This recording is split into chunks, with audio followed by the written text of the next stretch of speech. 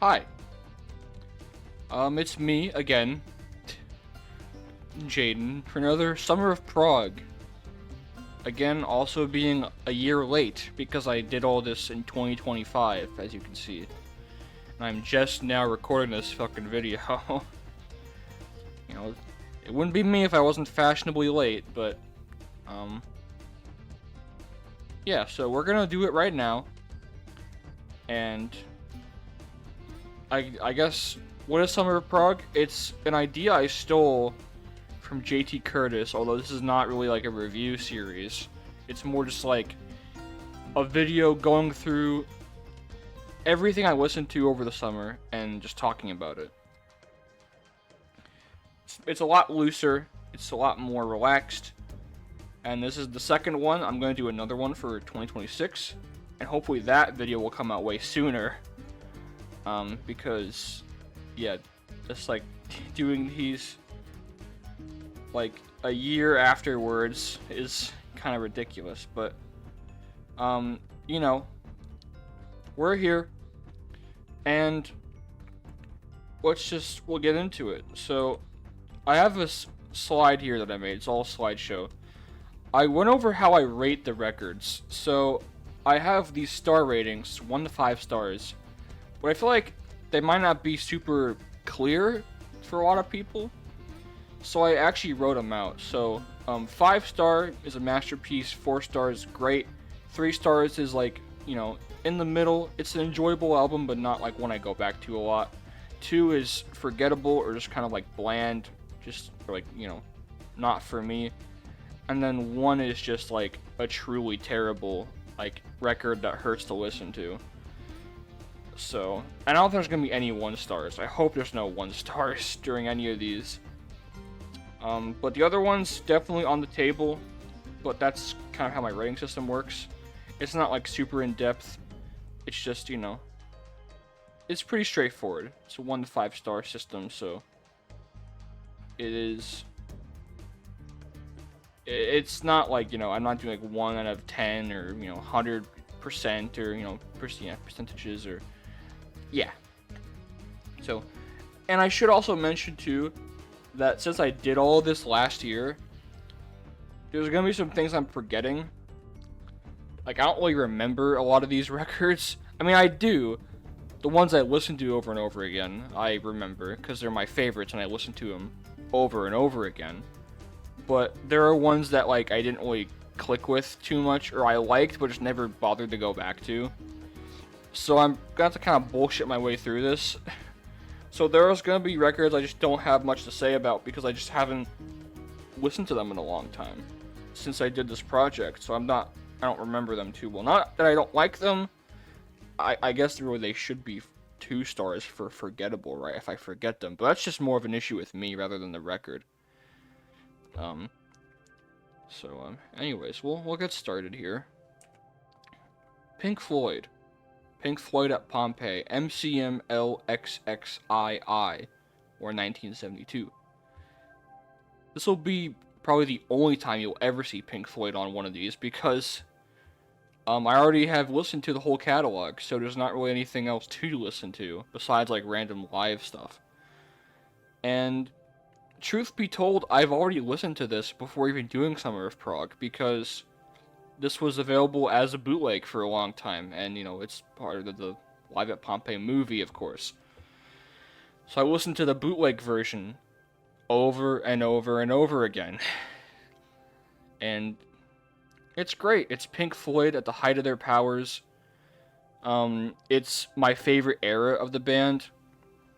I think just, you know, from 1968 to 72, any live recording of the band is going to be amazing. Like, you can't go wrong. That era is just so good.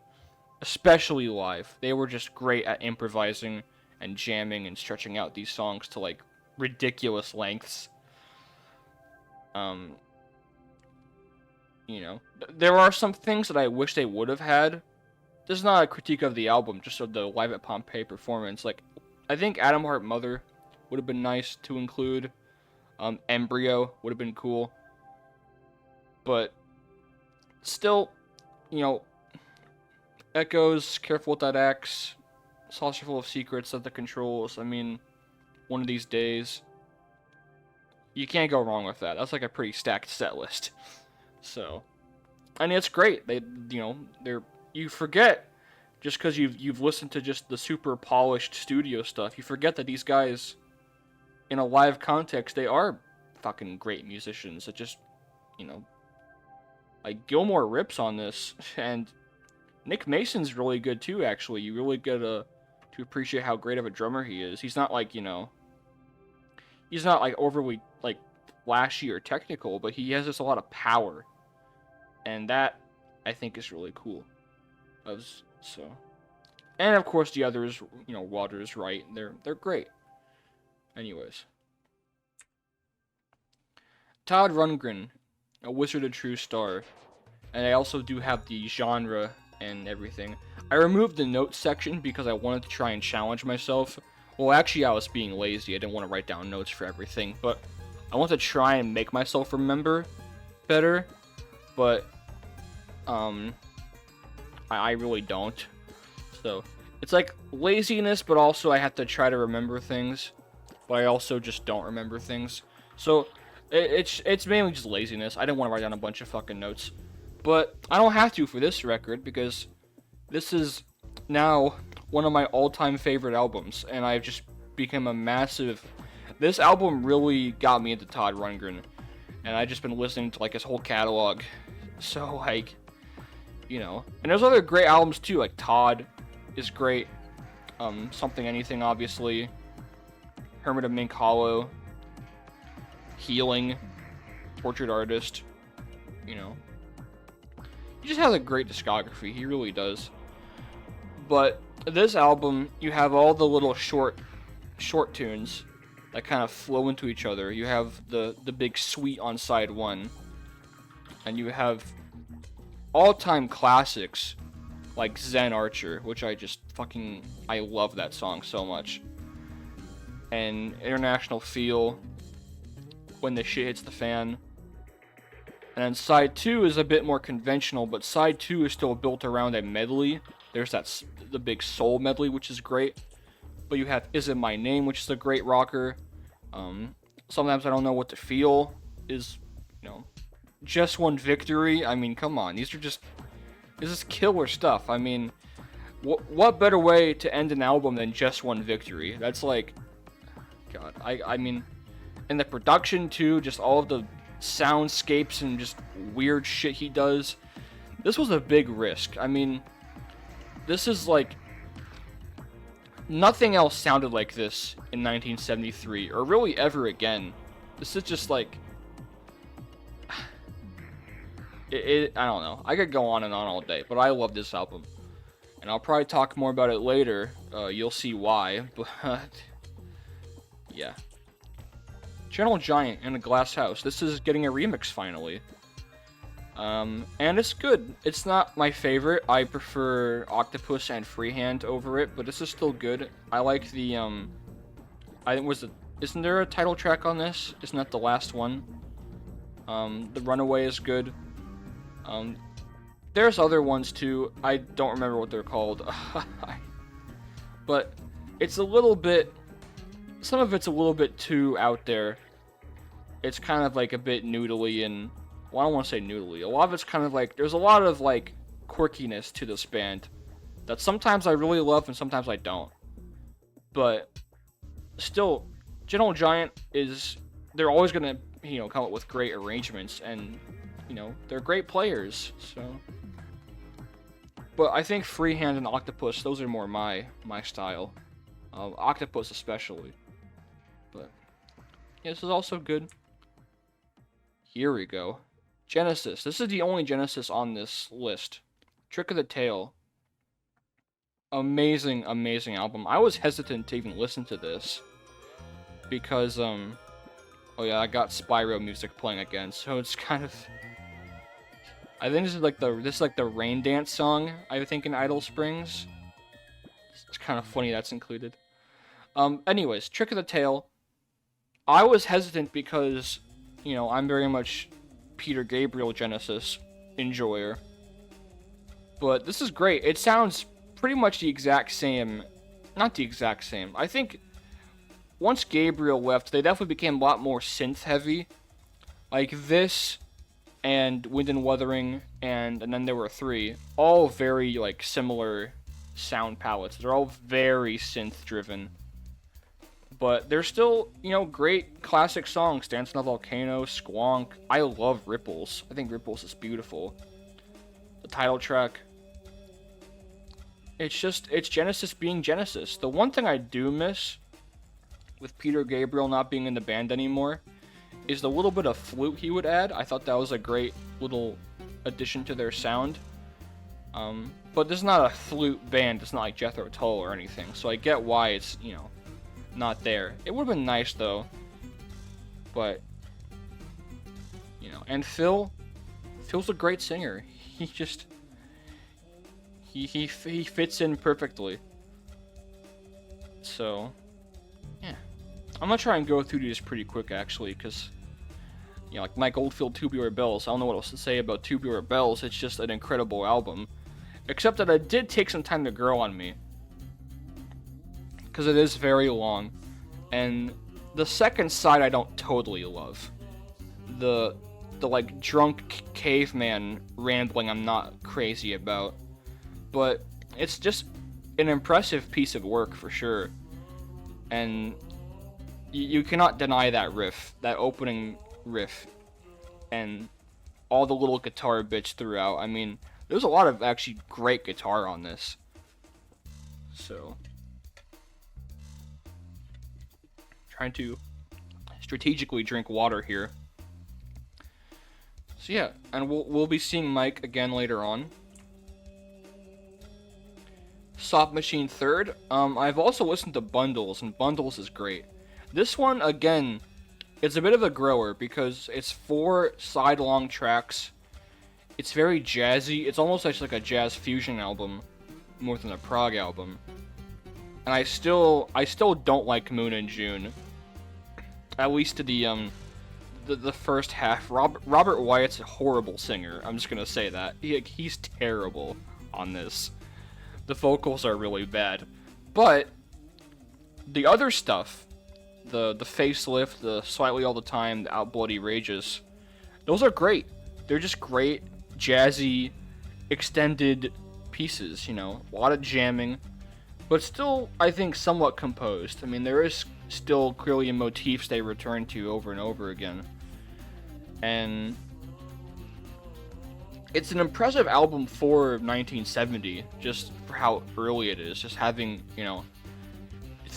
I can't think of any other album before this that was like the 4 side-on epics.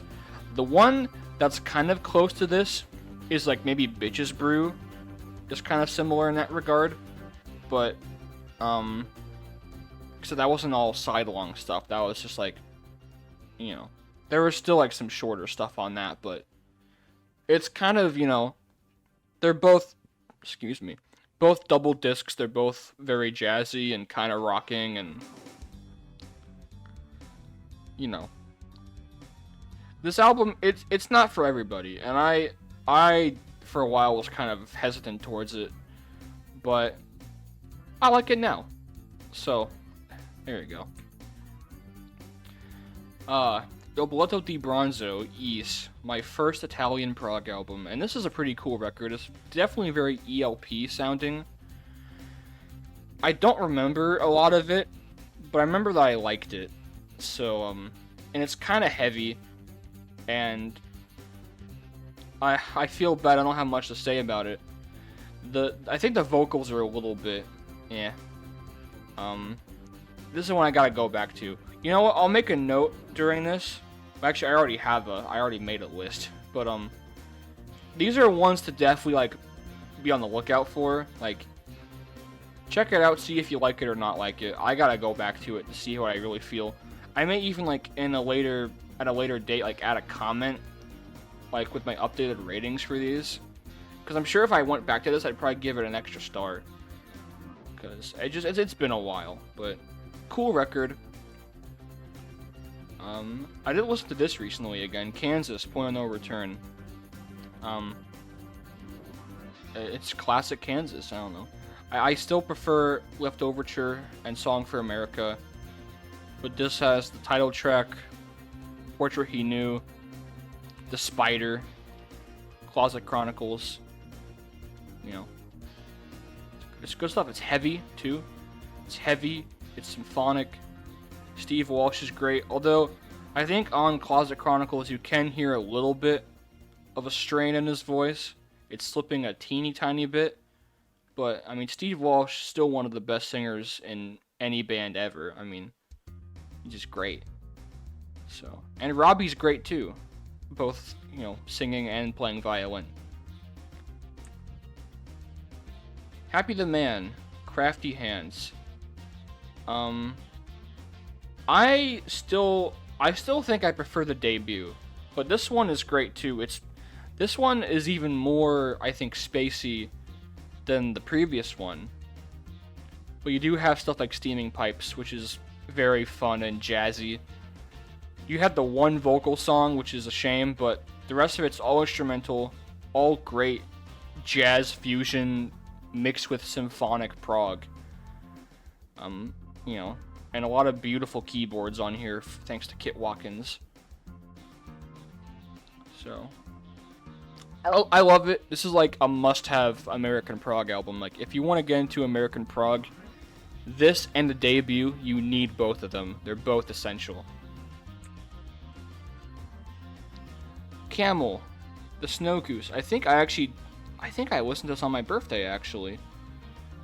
And it's this I think, as a concept piece, it's kind of just like the whole story of the Snow Goose. You know, it's a sweet story, but you don't really.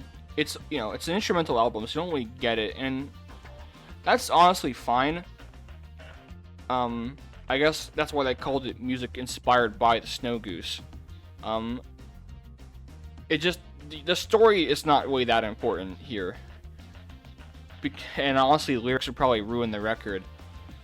But, because Camel, they never really were about like lyrics or vocals, but this is a great instrumental symphonic prog album. Especially, you know, Rioter and Rioter Goes to Town. Those two tracks link together. You know, fantastic stuff. Andy Latimer's guitar. Definitely very Gilmore-esque, very melodic, but just still, Camel were just a really consistent band. Those first 4 records are just super good.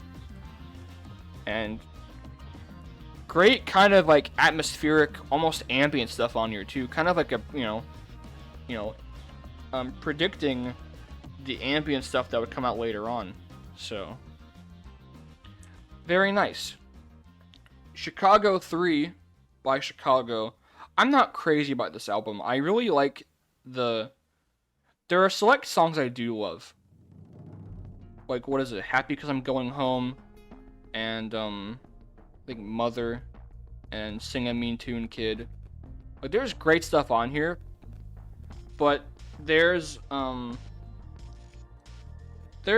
stuff I'm not like they do kind of like, you know, like At the Sunrise is kind of a Beatles-ish tune, which, you know, is nice, but I'm not crazy about like the kind of like country stuff, like the sweets, like the sweets on disc 2. I don't really get into that much. But it's Chicago, so it's still enjoyable. But I still think the first 2 are better. So there you go.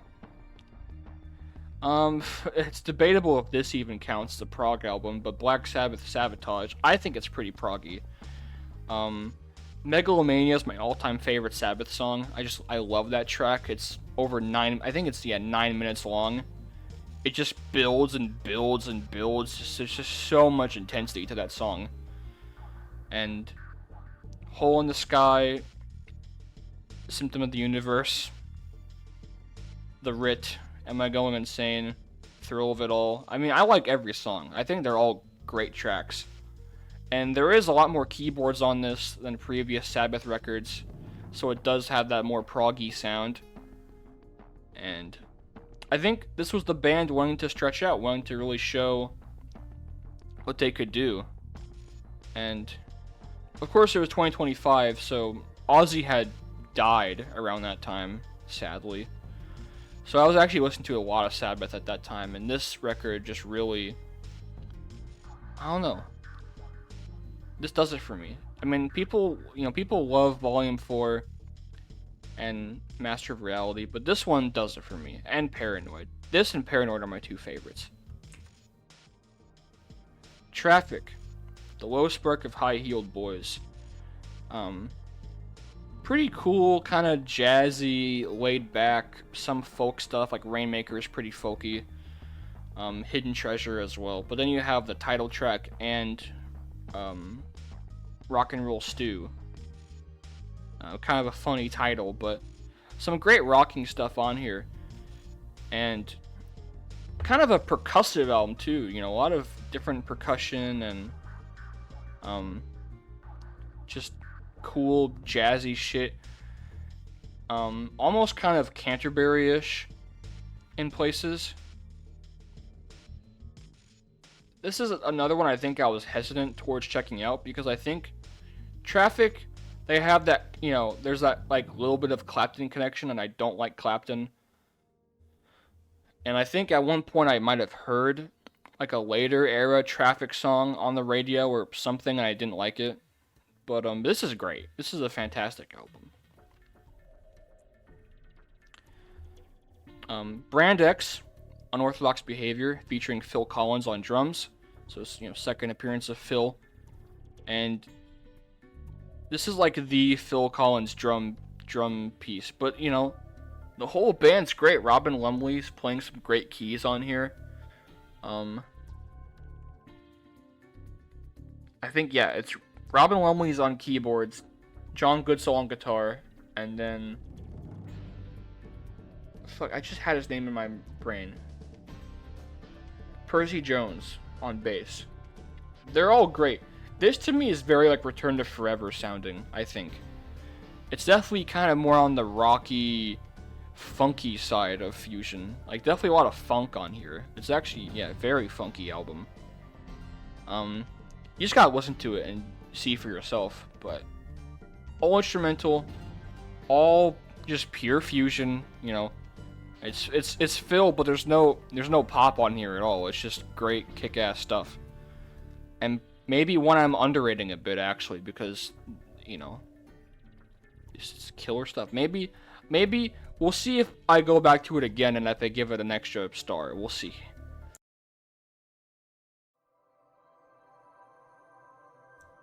Whoa. Sorry about that had a random cut there because I had to stop the recording early, so this is actually being done in 2 takes, but that's okay. It is what it is. So anyways, King Crimson Discipline. This is a cool record. This is one I need to go back to and really give a proper evaluation of, but it's neat. It's kind of like their, it's kind of interesting how a lot of prog bands adapted to the 80s. We saw how Genesis became more pop. Pink Floyd kind of just, they kind of just like died for a little bit.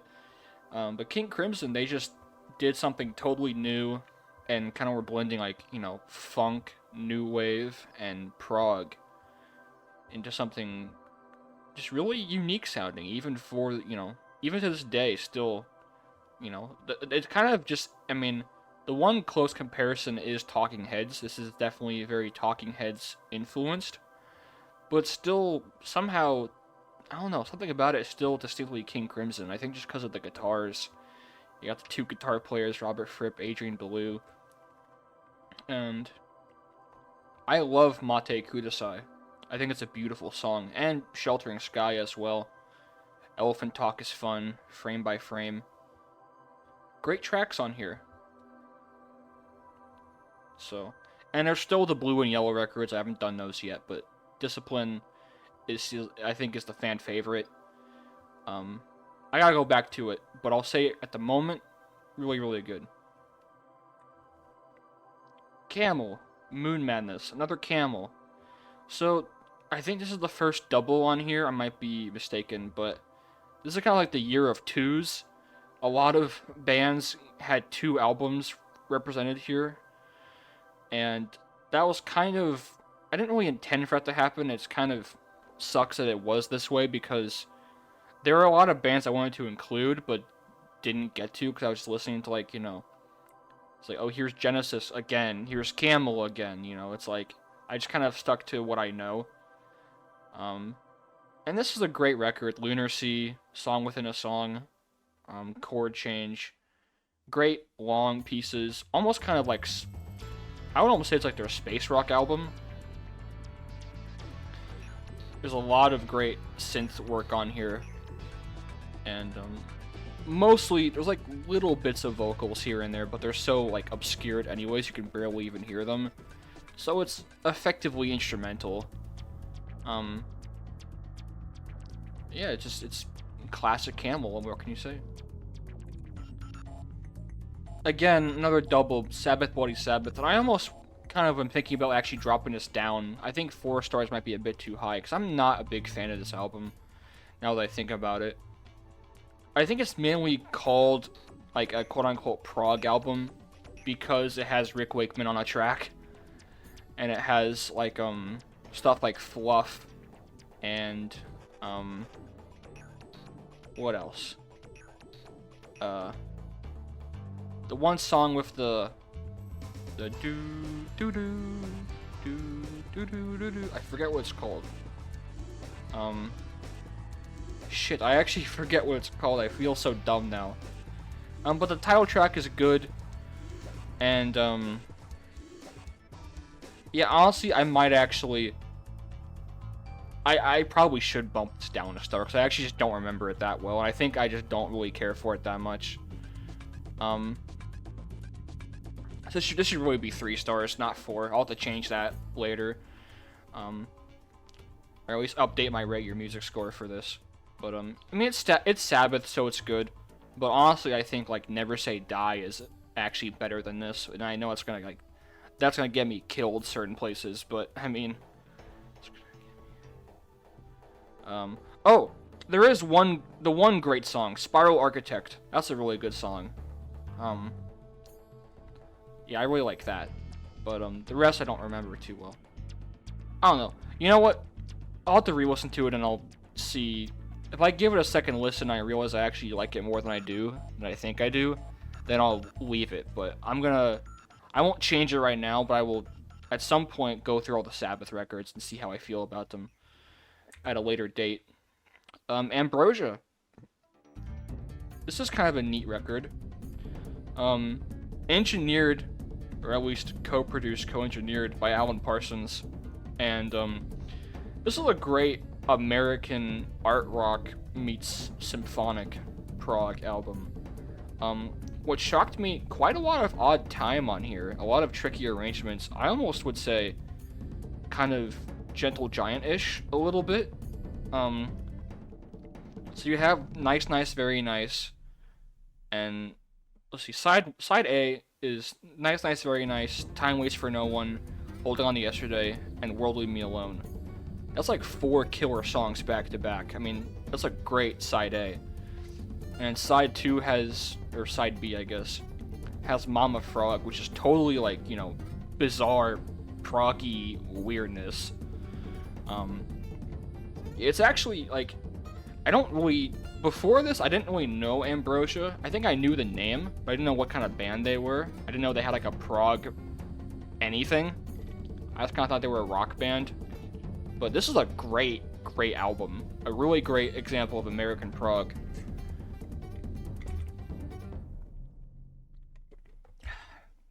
This band again, not a great example of American prog.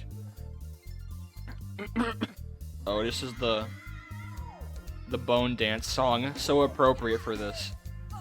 Alright, so Styx, The Grand Illusion. I am not a big fan of Styx at all. I don't think they're a very good band. I barely even call them a prog band. They're more just like a hard rock band, but like, oh, we have keyboards, guys, so we're prog, like, there's barely any prog on this or Equinox, which, you know, and I think just, I don't know, I just don't vibe with Styx.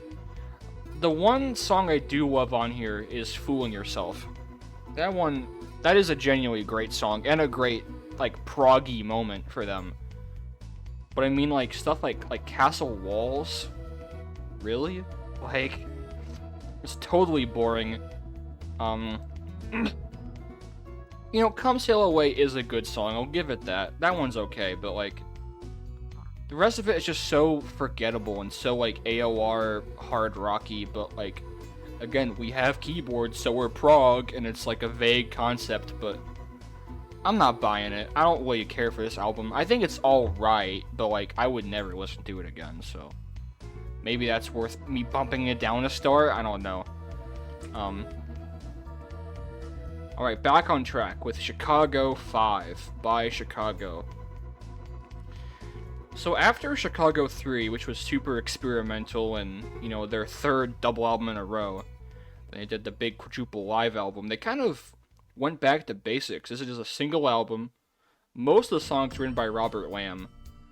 And, you know, he's a great songwriter, and this is all, like, you know, they kind of went back to just making kick-ass music again. You know, you have a hit by Varese, Saturdays in the Park, While the City Sleeps, Dialogue Part 1 and 2. I mean, just killer stuff. I mean, great hard rockin', jazzy prog.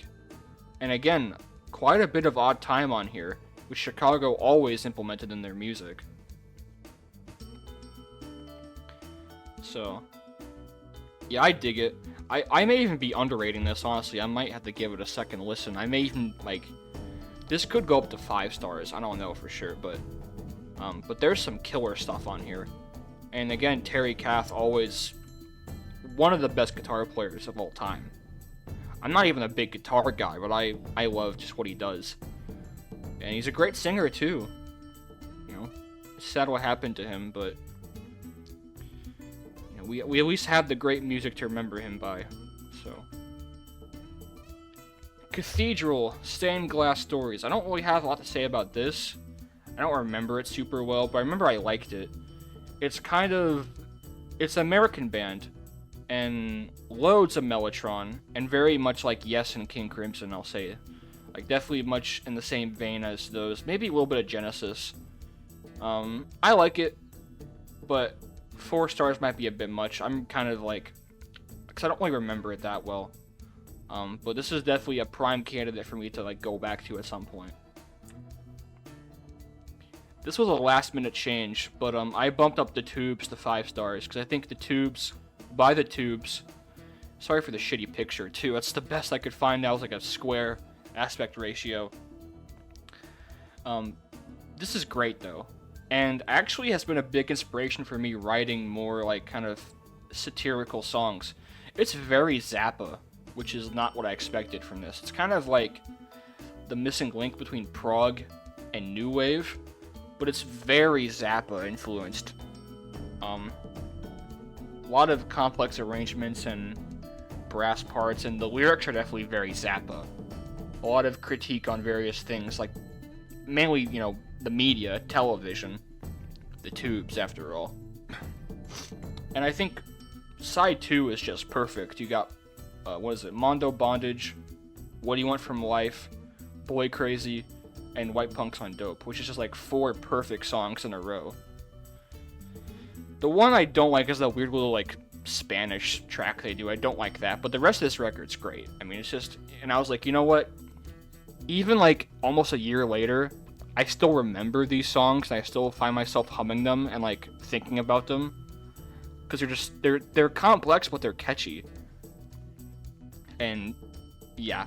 I think it's worth 5 stars. It's just a great album. Great American prog. I didn't skip anything, did I? No. Return to Forever, Hymn of the Seventh Galaxy. Another one I don't remember too well, but this is Bill Connor's Return to Forever.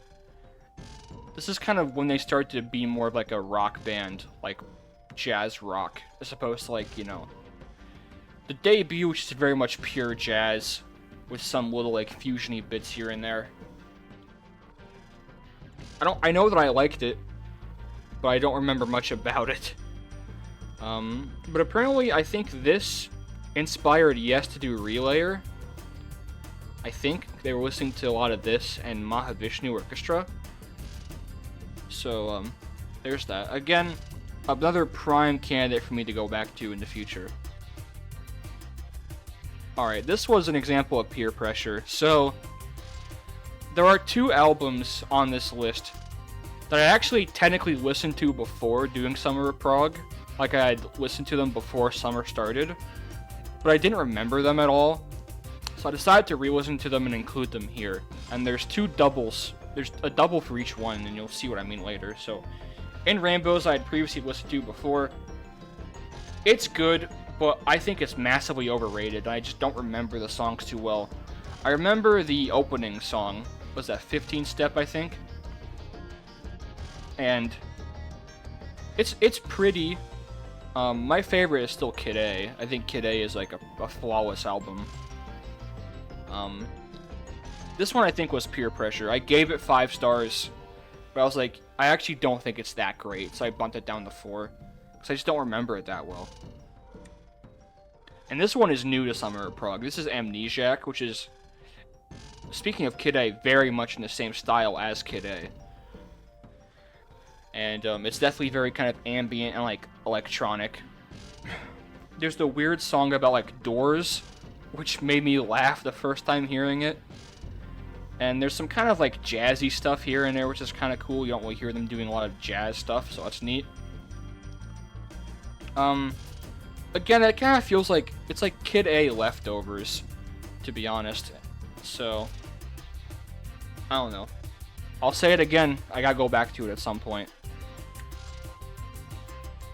So this is the other one. This is the second and last album that I actually listened to previously, but re-listened to it for Summer of Prog because I didn't remember it. And this is Rush Hemispheres, which is great. I do really like this album. I think that what is it, La Villa Strangiato and the Epic, the Cygnus X1 Book 2, are great. They're great tracks. The shorter ones I don't really care about, but the longer ones are really good, and they're a lot of fun. And, you know, Rush is Rush. Rush is always enjoyable, so, you know. And this is Permanent Waves. Again, this is new to this. This is the double. I figured it would only make sense to, like, you'd have the 2 repeats, and then I'd have, like, 2 new ones to follow them up that I did not know before. Permanent Waves is kind of is a little bit of a miss. I still like it, but I've never, ever liked Spirit of Radio. I don't like that song. Just the weird, like, the reggae bit and, like, the whole kind of, like, the weird, like, voice filters. I don't like it. And it sucks because they had this great riff in the beginning. This, like, dun-dun-dun-dun-dun-dun-dun. Like, that riff is so good. I love it. And they don't really use it. They don't go back to it. Except at, like, the very end.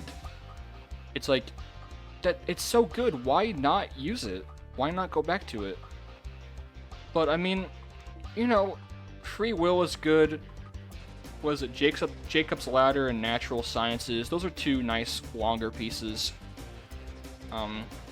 It's good, but it's not as good as, you know, Farewell to Kings or Moving Pictures, which, honestly, thinking about it now, I might bump up Farewell to Kings to 5 stars. That's a really, really good album. That might be a 5-star. So, you know, again, enjoyable. Renaissance, Ashes Are Burning. Great, beautiful vocals from Annie Haslam, as usual. One of the best vocalists in any prog band of all time, any band, period. She just has an incredible voice. And the songs are great, kind of like moody blues, baroque pop meets symphonic prog. The longer pieces are good. I really like Carpet of the Sun and the... Was it Let It Grow? That's a beautiful song. I really like that one. On the Frontier. And there's some neat continuity too with this and another album, because I think, what's his name? Andy Powell from Wishbone Ash plays the guitar solo on the title track. And on Wishbone Ash, the Argus album, John Tout plays organ on a song. So there's some kind of neat crossover there. It's almost like each band doing each other a favor in a way. It's kind of funny, but great album. Beautiful album. Maybe even underrated. Because, I mean, I love Scheherazade, but this might be... And I don't know the other ones. Like, I don't know Turn of the Cards or Prologue. I gotta check those out soon. But, yeah. Another low-quality picture, sorry about that, but this is Steve Hackett, Voyage of the Acolyte. Often called, like, a lost Genesis album. I mean, you got Steve Hackett, of course, you got Phil Collins, Mike Rutherford, you got the Genesis rhythm section playing on all these songs. Phil sings for a track. It's good. I really like Ace of Wands. A lot of it kind of is more mellow. And the last track, Shadow of the Hierophant, or I think it's, how do you say it? Hierophant? Kind of a dud for me. It kind of just like meanders. Not even meanders, but just like, it just repeats that like ending riff over and over and over again. It kind of is like overly long for my tastes. It's nice though, but I don't have much else to say. I mean, Steve Hackett's a great guitar player, but I almost, you know, maybe a teeny tiny bit overrated. Like, I know I'm gonna get killed for that, but like, I don't know. Maybe I'm wrong. Maybe I gotta listen to it again, and I'll change my mind. I did go back to this one recently, Mike Oldfield, Almadon. Another double up, so we have two Mike Oldfields. Almadon, I think side one is perfect. It's definitely more prog folk than prog rock, but it has some pretty cool guitar on it. It's definitely very pastoral and beautiful. Side 2 is okay, the little like sing-songy bit is cute at the end. But, you know, Tubular Bells I think is still his masterpiece, but this is also pretty good. And I still gotta listen to Hergest Ridge and Incantations and like Amarok and the other ones, so. Supertramp. I'm blowing through these. Even in the quietest moments. This has Fool's Overture, which is maybe the best Supertramp song of all time. A great 10-minute epic, like truly epic piece. I would listen to that like over and over again. That's kind of the one real proggy bit on here. The rest of it's more like progressive pop. But there's some cool like poppy stuff like Give a Little Bit, Lover Boy, Baba G. Again, I don't know much about Supertramp. I know, like, I love Crime of the Century, and I know select songs from Breakfast in America, but I never actually listened to the full thing. And this is good too. I think it's just, I would have liked more of them doing actual prog stuff. Because they clearly can do it, and they do it very well. They also do good pop songs, and I guess that's kind of what they were more interested in. But, you know, Fool's Overture, great epic piece. This was a griller for me. UK.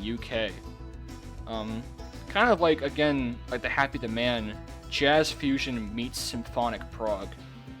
And, let me make sure, has my mic been on this whole time? I want to, like, make sure that I'm not... Okay, yes it is, that's good. I was kind of paranoid. I better have been recording this whole fucking time. But, very cool. This is one where, like, you know, in the dead of night, you have to listen to it in the dead of night for it to really, I think, sink in. Like, this is a very, like, nocturnal, cold-sounding album, especially because of Eddie Jobson's keyboards. But, it's great. There's great pieces on here, you know. A lot of it kind of, I mean, there are vocals, but a lot of it kind of more, like, just about, like, the musicianship, you know, Alan Holdsworth, Bill Bruford, John Wetton, Eddie Jobson. I mean, a great band, and you wish they could have been around for longer. I know I sure do. So, yeah, good stuff. This is a great one. Caravan in the Land of Grey and Pink. a perfect album for the spring and summer. And I love 9 Feet Underground. Really great, just cool, kind of jazzy, quirky, proggy, epic. It's just so fun. I love the keyboard parts on it. And the shorter songs are pretty good too. You know, Winter Wine is great. The title track is fun. Golf Girl is kind of quirky and silly. Love to Love You. You know, just 5 songs, the 4 short pop ditties, and then the epic, but all really good stuff. Caravan, they're a cool band. I gotta listen to them more. Like, Caravan, good stuff, dude. Good stuff, guys. Yeah. This is kind of unfortunate. Gong Yu. This is one I really wanted to love, because I love... At least I want to love a lot of space rock, because I love Pink Floyd so much. But this one was not really a winner. Master Builder is great. I love Master Builder. That's a cool song. But the rest of it, the little, like, skits they do, and, like, the no cops at the door shit, and, like, the weird, like, female vocals, I don't like that. And, like, the sex sounds, it's like, no, I can do without that.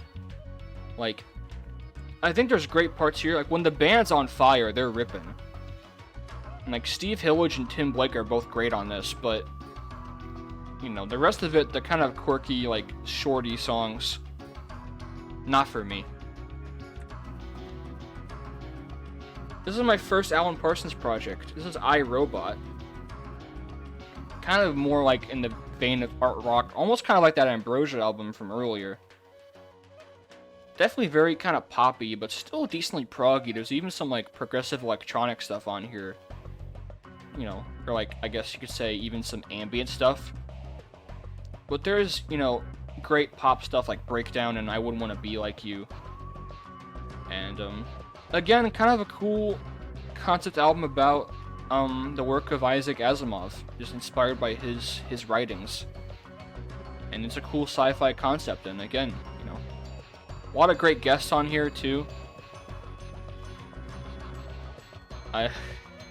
It's hard to say much about these because, you know, what else can you say but it's great, you know, but it's great.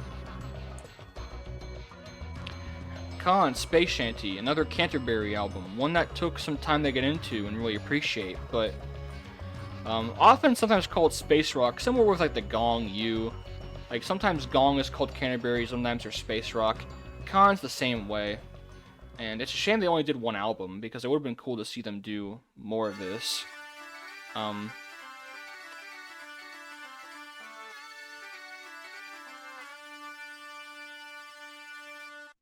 Yeah, sorry about that. This Spyro 2 soundtrack, those goddamn bagpipes, I'm sorry.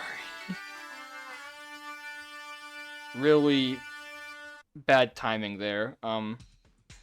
So, anyways, Khan Space Shanty. This is cool. What's that one piece? Stranded? Stranded and, like, Mixed Up Man of the Mountains, I think. Those are really beautiful pieces. It's a cool, like, again, very nocturnal sounding. And very much a keyboard-driven album. There's guitar on it, too. It's kind of thing, I almost feel like Canterbury, there shouldn't really be guitar. Like, Canterbury's kind of purely, like, organ-based. There's a certain sound to the organ where it's like, if you listen to the organ and you can't tell if it's guitar, or organ, or sax, it's probably Canterbury. It's probably a Canterbury album. It just is like that super fuzzy, distorted organ sound. But, yeah, and Steve Hillage, I like his voice. Something about it just has, like, a nice tone to it. I don't know why. It just is a nice... I don't know. It's good. I like it. The Moody Blues. To our children's children's children. One of the oldest albums on here from 1969. This one, I could maybe bump down a star, actually, because I liked it, but it's very mellow. even compared to like the previous albums. There's still those like, you know, the obligatory like moody blues, let's like, you know, be a psychedelic rock band and jam for a bit. But this album, I'm not like, compared to like, you know, In Search of the Lost Chord and especially Days of Future Past, this one doesn't hit for me. And it's also not one I remember too well, to be honest. But like I remember one part about like butterfly sneezes. It's just a funny lyric like that, but again, I need to listen to the rest of the Moody Blues stuff and re-listen to this. You know, this and the other of the core 7 albums. So one day. I mentioned this earlier, Wishbone Ash, Argus. This is not prog. I'm gonna say it right now, this is not a prog album. I don't know why people call it prog. It's a hard rock album, is what it is. And I just feel like the songs go on a bit too long. Like, the guitar playing is great, but I don't know. I need something more to, like, really wow me. Like, you know, Time Was and Sometime World are great tracks. And I like, what is it, Leaf and Stream, the folk piece? That's pretty good, too. But I like folky stuff like that. I feel like if they just, like, they trim some of the fat and not, like, repeat sections for, like, 6 times, it would have been better. But that's just me. And again, this is more hard rock. This is not really prog. I guess you could say, because there is, like, a blend of, like, rock and folk, and there is, like, an intricacy to it, but even that's a bit of a stretch. But that's just how I feel. That's just me.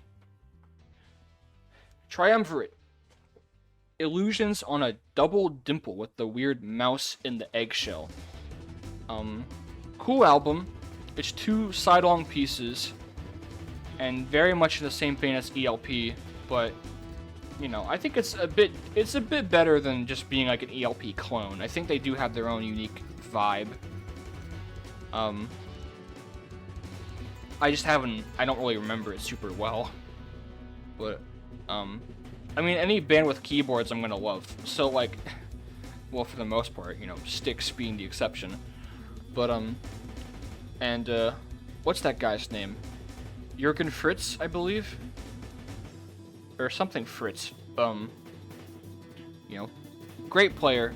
I just gotta re-listen to it because I just don't remember it super well. Oh boy, we have our first 2-star. I don't like this album. So Roxy Music. I know it's, you know, Brian Eno kind of like started off here and went on to do bigger and better things, but this album just is not for me. Side 2 especially is just like so like Sea Breezes. What a nothing song. Just like so boring and forgettable. There's some cool, like, kind of glam rocky stuff on here. I just don't care. I don't particularly like Brian Ferry's voice. And again, not a memorable album. I just think I just don't like it. I just don't like this album. A horrible cover art, too. I hate the cover. It's so ugly. I don't know what they were thinking. Not a good album at all. Tomita. Snowflakes Are Dancing. This is, I think, the lone electronic album on this list, but the version of Arabesque on here is one of my favorite songs of all time. I love just that specific synthy, spaced out version of it. It's just so beautiful.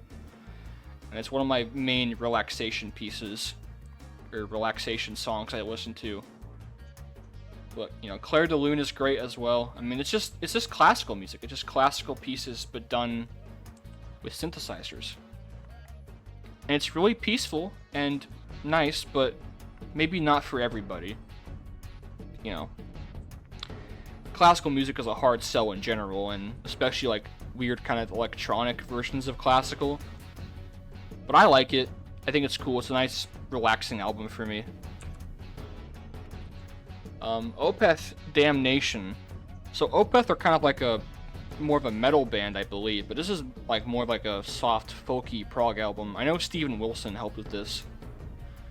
It came out the year I was born, which is something, I guess. I don't remember it super well though. I remember that I liked it, and it is kind of, you know, it's peaceful, and there's no metal screams on here. It's very soft. But still, I mean, still a prog rock album. It's not like, you know, it's definitely folk influenced. Maybe prog folk is a bit of the wrong term, but still definitely prog rock. I just, you know, Steven Wilson's got all this different little bits he's adding to the songs, and I don't know. Maybe I'm overrating these. I feel bad. I don't remember them very well. I gotta go back to a lot of these. I wanted to do it before I recorded this video, but I didn't have time to. I kept putting it off, and I just didn't do it. But maybe again in the future I'll like put a comment with my updated ratings for stuff. Or it'll be on my Rate Your Music page. So if you go on Rate Your Music, you'll see all my ratings for these two, and they'll all be updated. So you'll see that. Elephant Gym Angle. This is one that a friend recommended to me. Gave me the codes for their first few albums, and it's pretty nice. They're a Taiwanese band, and they're called, I think, math pop or math rock, but they're definitely very jazz fusiony. I think they're much more like, you know, jazz inspired, and they're great intricate compositions. And we'll just go to the last two, because the last, you know, this and the Bet cover, is that how you say it? I don't know. Yuki. They're both kind of similar for me because they're both very jazzy. This is the one album I picked from 2025. And I don't remember them. I'm sorry. I feel horrible, but I don't remember them. I know that I like them, but I don't remember them. And it's like, I'm trying to think, and I cannot. I'm sorry. This video is kind of a fucking mess, but yeah. That was the last one though, thankfully, so I don't gotta remember more albums. But yeah. So I need to re-listen to these, and I should do that for next year to actually listen to these albums more than once to form my opinion on them fully.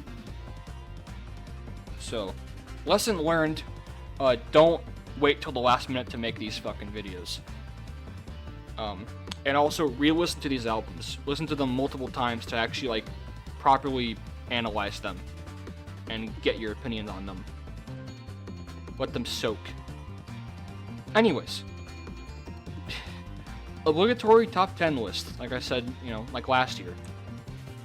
So the worst album, Roxy Music, no surprise. The only album I gave 2. Not good, bad, moving on. Kind of a clutch number 10, because I did change it to 5 at the last minute, as in 5 stars. But, you know, I'm not going to repeat myself because I've already talked about these albums, but The Tubes is great. You know, White Punks on Dope is just a classic rocker. These are my favorites. Ranking these was really hard. The order is not like super set in stone, but there's just like 10 that I really love. I think I just put, well, you'll see it later. Happy the Man, Crafty Hands. Happy the Man's always great. Black Sabbath, Sabotage, maybe my favorite. Either this or Paranoid is my favorite Sabbath, but they're both fantastic. Again, Megalomania, love that song. Will Spark of High Hill Boys by Traffic, great jazzy stuff. Camel, Moon Madness. So it was gonna be either this or Snow Goose, but I decided to go with Moon Madness because Moon Madness has those epics on it, and I think I like the spacier vibe of it more. So I went with Moon Madness. Caravan and the Lane of Grey and Pink is number 5 because 9 Feet Underground is so good. Ambrosia, number 4. That may even be a bit high, but I seriously do love this album. It's really terrific stuff. Terrific American prog. Seriously, great stuff. And then 3 is Mike Oldfield, Tubular Bells. You know, it's just a great. And to think, I must stress this too. I'm actually gonna go ahead and turn off the music here because it's kind of driving me crazy. Well, the song was over too, so that was good timing. Let's do this in silence for the last couple ones. Driving me crazy. But yeah, he was 19 when he made this. So that is extremely impressive. Just thinking about that, making this big, long, basically it's just like a big classical piece, but with rock instrumentation. And yeah, what else can I say? Um, disqualified. So this is new to this. Um, I disqualified Pink Floyd at Pompeii because it's a live album, and I didn't think it would be fair. And I already listened to this before it even came out as an album, like an official release. So I already had known these performances and these songs. There's some little extra stuff that's nice. Like I think there's like some outtakes I believe, which are cool to listen to. But it's still, I mean, Live at Pompeii. This would be number one, but I didn't think it'd be fair to have it be number one because it's a live album. It's like archival. It's not really doesn't really count as an album. So I disqualified Live at Pompeii. Now I think 2 and 1 should be obvious, but which is 2, which is 1? Uh, yeah, I did it. I put Genesis at number 2 because I do think it's an amazing album, but it is a teeny tiny bit soft. And I don't mind soft music, but I do like the older stuff like Foxtrot and South England. They have a little bit more of a bite to them. But this is still, I mean, it's still amazing. I mean, every song is a winner on here. You know what? Los Endos kind of took some time to grow on me because it's like an instrumental like recap of the album basically. So that was kind of like disappointing at first, but I came around. I do like the piece now. But number 1, I gotta give it to Mr. Todd Rundgren. Wizard of True Star is one of my favorite albums of all time. It's his masterpiece, and again, like you have Zen Archer and Just One Victory, two absolutely incredible songs that are like among the best songs just ever by any artist. Like seriously, this album, just listen to it right now, please. Just go listen to it right now. It's seriously, I love this thing to pieces. I really, really do. I should do a review of it one day. Maybe I will. And that's it. So thanks for watching. It's just yeah, end of. Oh, there goes the slides. This whole thing is yeah a total fucking mess, but that's okay. I hope you enjoyed, and yeah, go celebrate with summer with some Prog. Go listen to some Prog albums. So yeah, have a good day.